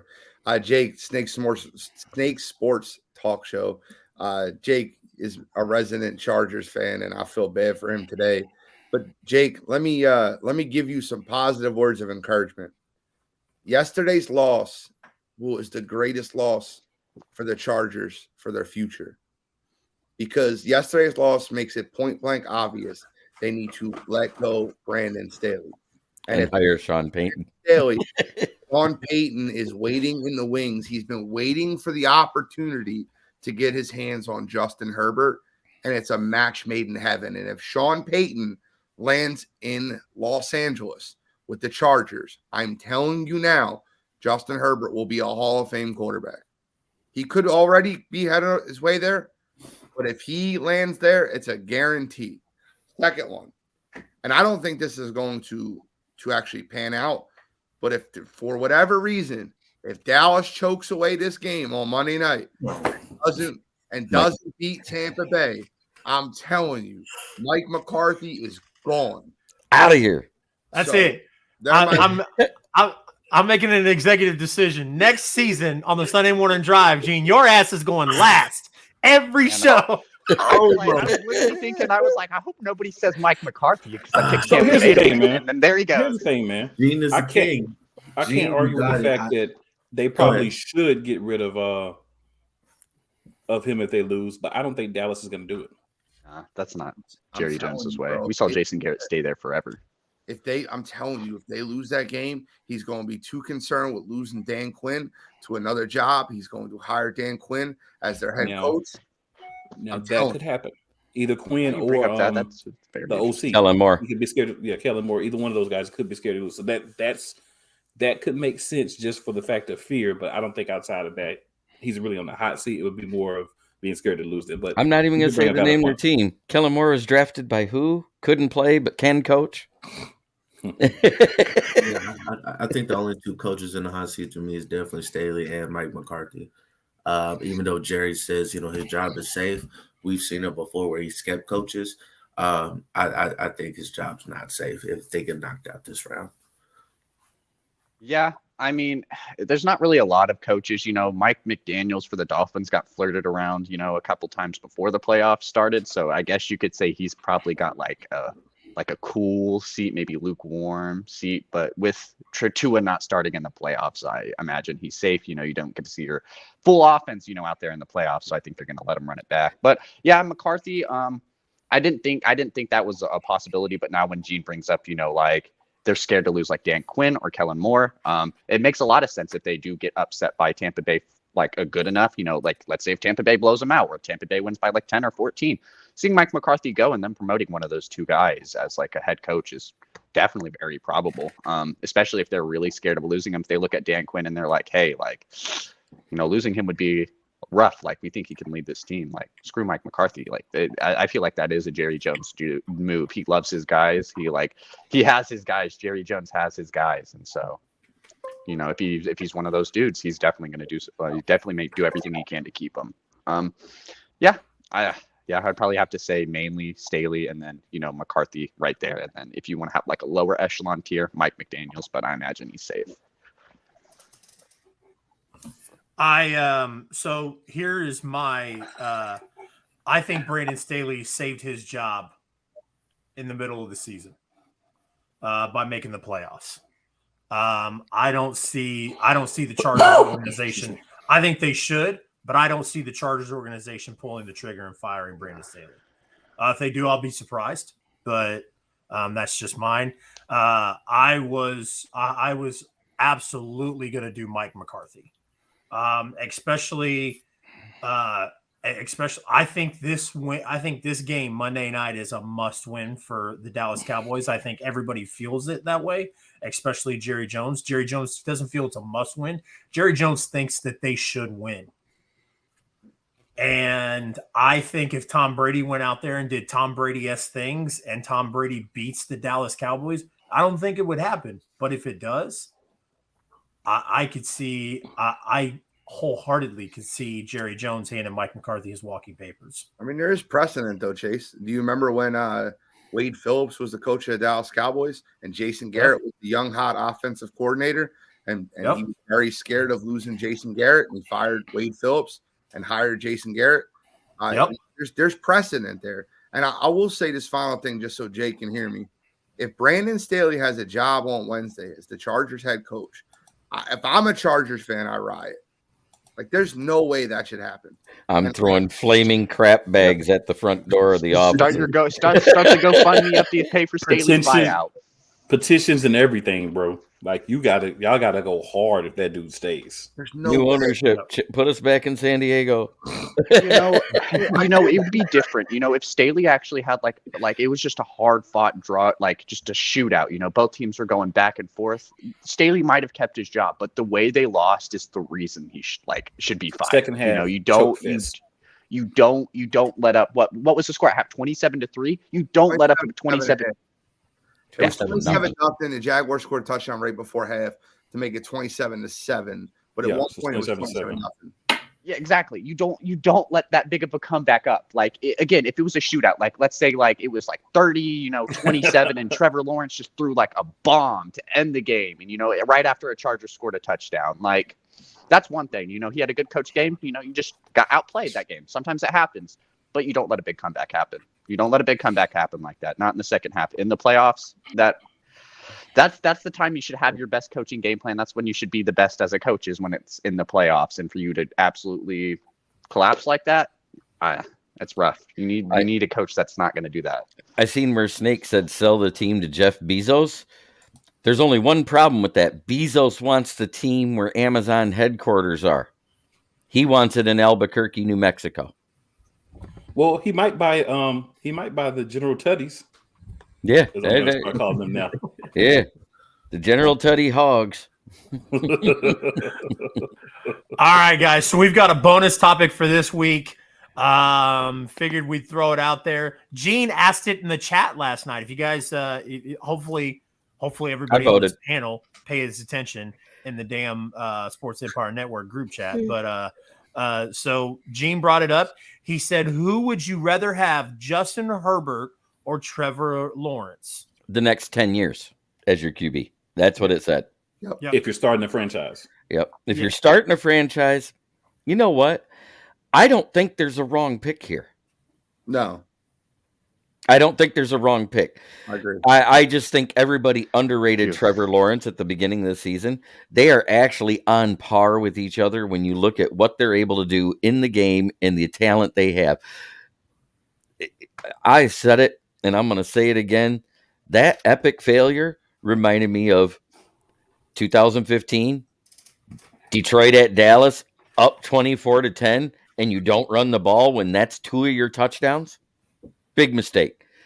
Then you got the fail cants versus the Patriots. They lose because they did the same thing. They stopped running the ball, went pass happy in the second half. Patriots come back and beat them. That's exactly what happened last night. I watched it. I was like, okay, maybe this drive they're going to hand the ball on first down to Austin Eckler. It doesn't happen. Maybe this drive they do it. It didn't happen again. They didn't use him properly. Down and distance. There's a thing in the NFL about down and distance. You got to have that 3 to 5 yards on first down, 2 to 3 yards on second down. Those are down and distance plays. And when you got a lead and you're up like that by 20 points and you lose the game, that is 100% on coaching. So you're taking who? I don't care which one. I'd take either one because they're young. They're both going to be playing for 10 years. Who you going with, Cool? There isn't a wrong answer, but there's a more right answer. And in my opinion, that answer is Trevor Lawrence.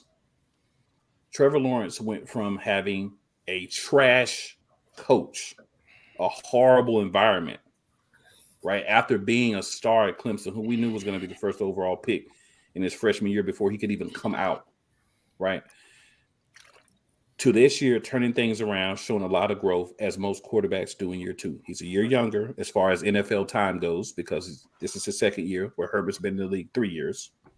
So we've got that.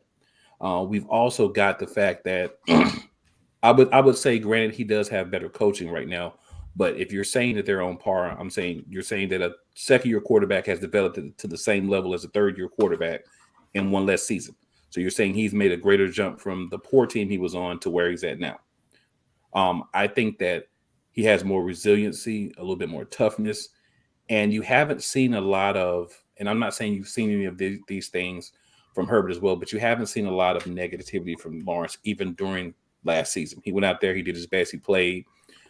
He's just put on his worker hat, stuck his head down, and went and made things. He said the right things. He's played hard. He's done everything he can to help his team.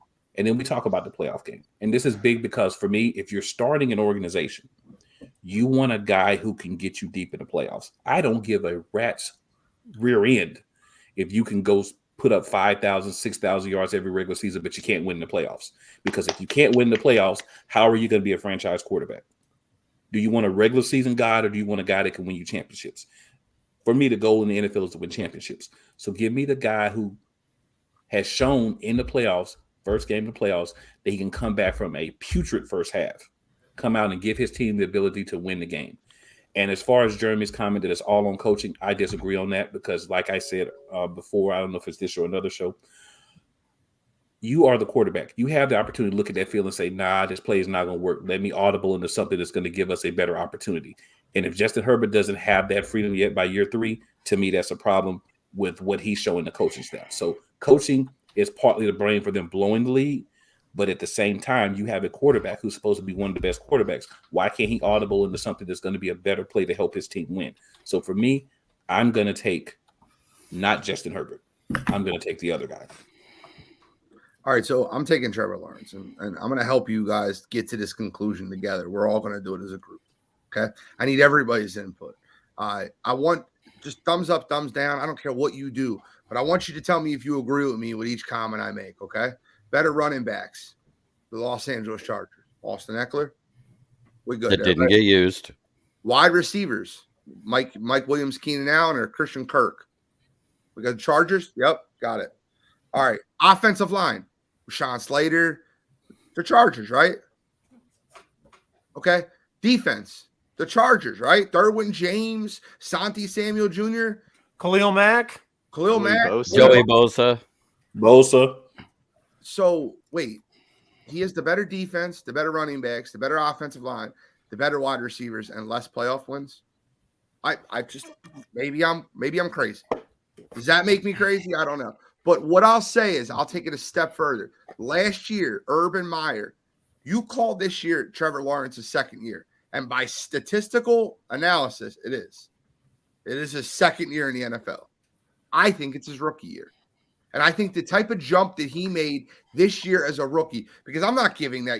I want to delete the year with Urban Meyer. If Jeremy, I love Jeremy. Jeremy knows a lot of football, right? But if Jeremy went in tomorrow and coached an NFL team, he could do a better job than what Urban Meyer did last year. And I'm not like out of my mind here when I say this, but Jacksonville was a dumpster fire. They had to overpay free agents to go there. They gave Christian Kirk $100 million. He's a freaking slot receiver. Guess what? Next year, Trevor Lawrence is going to have Calvin Ridley to add to that arsenal.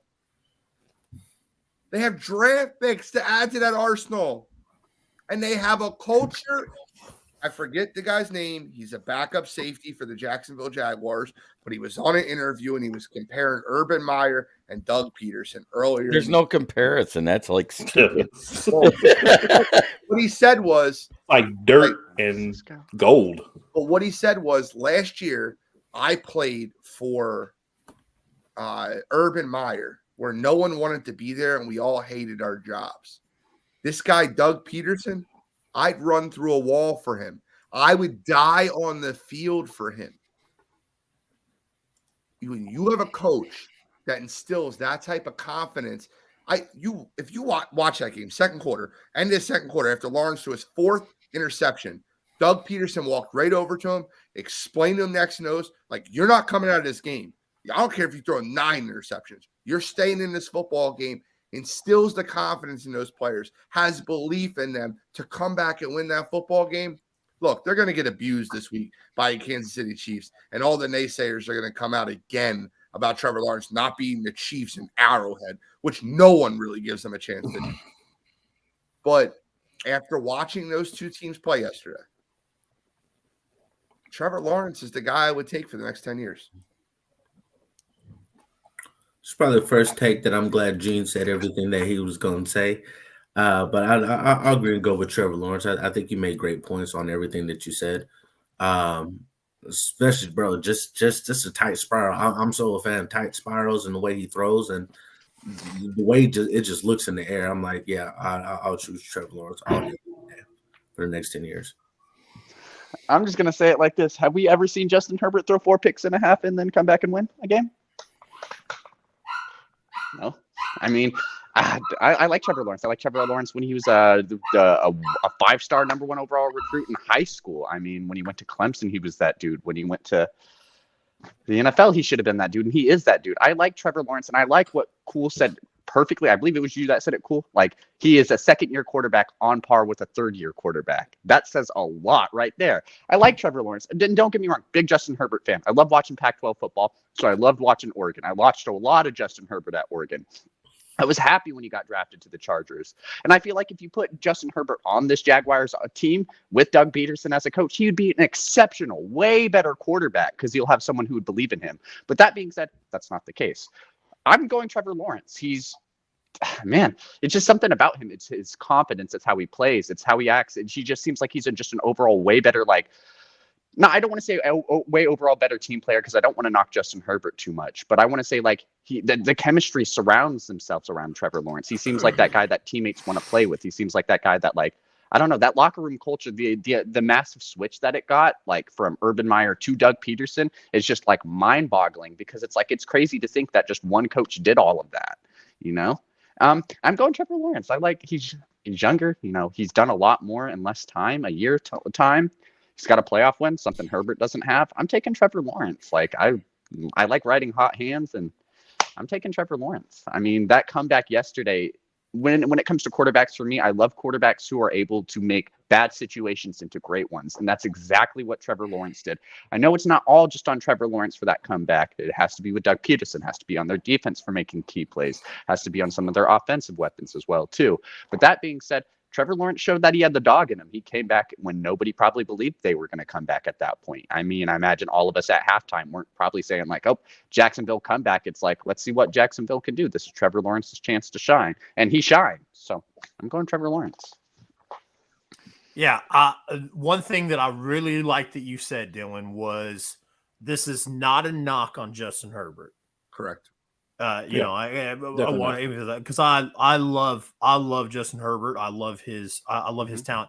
If I could compare these two quarterbacks in this situation, okay, I would call Justin Herbert the Aaron Rodgers, and I would call Trevor Lawrence the Peyton Manning. Who would you rather have? Because of course, Justin Herbert and his talent, Aaron Rodgers and his talent, they're gonna throw for 5,000 yards, 30 plus touchdowns. 30 plus touchdowns, exactly. Normally less than 10 picks. Yeah, he's going to be the MVP while Lawrence is winning the Super Bowls. And that was when Gene asked that question originally. When Gene put that poll in the chat, I was like, I'm not answering this because I didn't want it to feel like I was picking, staying Trevor Lawrence's, heights above Justin Herbert, because that's not how I feel. I love Justin Herbert. I love his play style. I love his, whatnot. And, earlier was a knock on him by saying, yes, take Mike Williams and take Keenan Allen away. And the Chargers didn't do very well this year, but it still doesn't change the fact that Justin Herbert is immensely talented. But Trevor Lawrence, like I said, when I very first read his freshman year at Clemson, and I heard people say he's got the same mind as Andrew Luck, and you watched him play, and you watched his mechanics, and you watched the way he read defenses at Clemson, it was, he's got the same brain as Andrew Luck. And don't know if you guys remember, Andrew Luck was a really good football player. It was just a national championship as a redshirt freshman. Yeah. You realize how stupid that is? Yeah. I just also want to remind everyone that the first time I saw Trevor Lawrence and Clemson take off his helmet, I thought about Sunshine. Yes. Remember the type? Yes. I call him Sunshine all the time. And seriously, he seems to have the same personality, right? Just laid back, real chill, just bro, he's real cool. They took a game-winning picture in a Waffle House. Why? Wait, why do people say that though? Because guess what? Like Tom Brady, he's a California boy. Yeah. what Yep. I have a tier of quarterbacks, like a top 7 that I would start my franchise with, and I'm probably going to get in a little bit of trouble from Cool, and I apologize. Don't beat me up, but like I think Justin Herbert is right up there, right? Like, so if I'm starting a franchise tomorrow and I get my pick of the litter, I'm going Patty Mahomes 1, Joe Burrow 2, Josh Allen 3. But then it gets into that lens of like, where do you go 4, 5, 6, right? It was Herbert a minute ago. I'd probably go Lawrence, Herbert, Hurts, Fields, 4, 5, 6, 7. Lawrence, Herbert, with that, sir? Hurts, Fields. Because I don't know if you think that Jalen Hurts should be ahead of Lawrence or Herbert. So here's the thing. What I feel about all of those 3 guys is they should be in the same level. I don't care who you put. Okay, I don't care who you put where, but I think they all have the same thing. Like, we haven't seen them do it multiple years yet, right? We haven't seen them be great for any long period of time yet. So I don't have a problem where you put them in that as of now. Let's see what happens next year after that, where they have a little bit more under the belt. We have a little bit more material to go on to see who's better. Hurts has had a great year this year, but he didn't have so great of a year last year. So, you have to kind of count everything for me.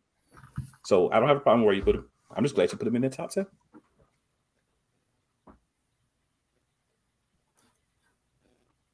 All right, gentlemen. I think that's going to do it for today. Yes. I think we have closed out all the valleys here. Got some playoff football. Yes, let's get into some playoff football, gentlemen. Real quick, let's go around the table like we do, and I want you guys to start off with tell us where we can find you all on social media, what your contributions are to Sports Empire Network, and if you have any other ventures going on as well. Jeremy, let's start off with you, sir. Oh, you can find me at Smoking Jeremy B on Twitter. You can also find me on the Sports Empire Network as one of the writers. My stuff gets posted every week. But you can also find me on my podcast, which is Kneecap Biting with Smoking Jeremy B on YouTube. And I'm primarily only doing YouTube because, number one, people are lazy. And I'm going to say this now. Just hear me out. People are lazy. If you put it on Facebook and they ain't got to go anywhere and do anything extra, they're going to stay there. So I started doing it on YouTube only and sharing my links after the show. And I grew 30 subs in 1 month when I was averaging 10 to 20. Nice. That's nice. That's why I'm kind of considering when to do my UFC show. It's like, man, if I do it on episodes on YouTube, I feel like I can get some viewership. Cool. All right. Well, you can find me playcallsportstalk.com/live. That actually will take you to the YouTube channel. I'm on there Tuesday nights doing NFL Matchup Madness. Also on Friday nights with the Play Caller Sports Talk show. You can find me Wednesday and Saturday on the Eagles Elite channel. That's youtube.com/@Eagles Elite Podcast. I do Eagles Elite on Wednesday nights at 8:30 p.m. Eastern. I do NFC Beast Saturday nights at 9 p.m. And then Friday nights, you can also find me right here on Sports Empire Network. Right now, it's the N1 podcast. Will be a rebranding coming soon for that. We talk all things professional basketball, NBA. Handles, you can find me Twitter at Cool McCain, at Instagram at Cool_McCain. Play Callers, Eagles Elite, they have their own TikToks, YouTubes. They have their own IGs as well. So all over the place, man, all over the place. So I'm Monday night on the cheap seats. Tuesday nights is my night off. Wednesday night I got Wire to Wire Sports Podcast. Thursday night I do Birds Deep from 6 to 7. Pregame and Pigskin from 7 to 8. The Challenge Zone, which is not on Sports Empire Network. It's a show on MTV's The Challenge from 9 to 10. Friday nights. Can we release the name, Key? I'm just kidding.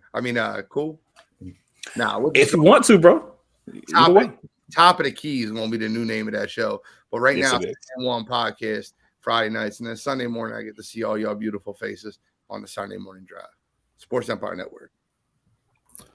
Chemo for here. You can just see me right now on the Sunday morning drive. I'm still trying to work on other stuff right now. kind of on the wraps. But for right now, 9:30 Central, you can catch me here, chit chatting with the great squad over here talking sports. Yeah, and you can find me every Tuesday on the Big Three podcast. Then you can find me every Sunday on the Sunday Morning Drive, and then every Friday I don't work. You can find me on the N1 podcast. I'm going to try to be on there. And every Friday I do not work, but you know how work schedules are. They're always a little random. And then I'm going to be either starting up a UFC show or just channels on YouTube. So definitely be looking out for that. First event's over, so I'm actually about to record my recap on it after this. So. Hey, Dylan, you still got the logo, right? Yeah.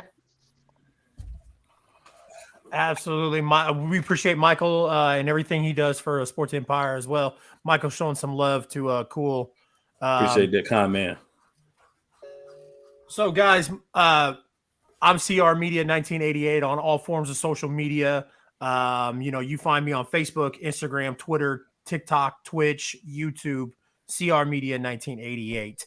I'm about to copyright CR Media. I'm about to copyright my logo, so I will own that. So I will own that shit. My contributions on Monday nights. My big show is on Thursday nights. I'm gonna kind of start there. My big show is on Thursday nights. It's called the I-70 Hot Tag. What we do is we put over Kansas and Missouri independent professional wrestling. We interview a wrestler every single week. On Monday nights, we have the Pit Stop, which will coincide with the I-70 Hot Tag. What we'll do is we'll do a watch along of the match of the wrestler we're going to interview on Thursdays, and then we'll bring them on Thursday and talk to them. We've had a lot of guys coming through Kansas and Missouri on there. We've also had some guys that have done some one-off matches, like Brock Anderson for AEW, Josh Alexander for Impact Wrestling, Matt Seidel, who used to be known as Evan Bourne in WWE. That's my favorite wrestler of all time, so that makes me happy. He's a St. Louis native, man. He's here all the time. So, and then we just recently had Angelina Love, who was a former Impact, former Impact Knockout on there. So do a lot of things there. We are going to start uploading the replays on Sports Empire Network's YouTube page, and then I like to call myself Sports Empire Network's resident professional wrestling guy because I've been in this business and been a fan since I was 4 years old. So, we do the AEW Post Dynamite show on Wednesday nights. 15 minutes after AEW Dynamite, we go live. The thing I like about my show is that afterward, I'm breaking down the show. We share the link out. We invite people on so they can kind of come on and shoot the stuff with us. Tell us what they liked, what they didn't like. So that's what I got going on there as well. And then, it got brought up of a professional wrestling show, and I kind of took it upon myself. I said, listen, you can't have a professional wrestling show without me on Sports Empire Network. So since I got nothing going on Tuesday nights anymore, debuting very, very soon is the Wrestle Empire. I'm going to give you guys a first peek here at the logo. There it is. Nice. Oh, nice. So, and it will also get some updates made. Graphics is graphic design is kind of like a hobby of mine that I do. So, look for Wrestle Empire here on Sports Empire Network. It's gonna be awesome, man. I look at also articles and all kinds of stuff. Been talking to Lennon about getting some of that stuff done. Gonna try and compete with Fightful in the next year or two. So, also, my bad, Chase. Go ahead. Finish. You go ahead. I was gonna say you can catch me and Chase some of the bigger premium live events for AEW and WWE. We do watch-alongs for those. Absolutely. So there's definitely something else that you can check us out at. And shout out to the New Breed from Sports Empire. I did an interview that'll be going out this week for that as well. The plan is for it to be on Friday. It's going to be a couple of players. We interview like high school, college players. Talk about them on the court, a little bit of what they do off the court. Just kind of give you a feel for that individual. So we got a couple of those coming. So be on the lookout for those as well. Absolutely. Gentlemen, anything else before we close out here? Have a great Sunday, everybody. Enjoy some playoff football. Be safe. Always the same old. Enjoy. Cowboys gonna lose. I like saying the same thing I do at the end of every show. Try every day to be a better person you were the day before, because that's the only way to make the world a better place. I like that, Jeremy. With that being said, this is Chase for my co-host here at Sports Empire Network. Have a great Sunday and have a great day of football, guys.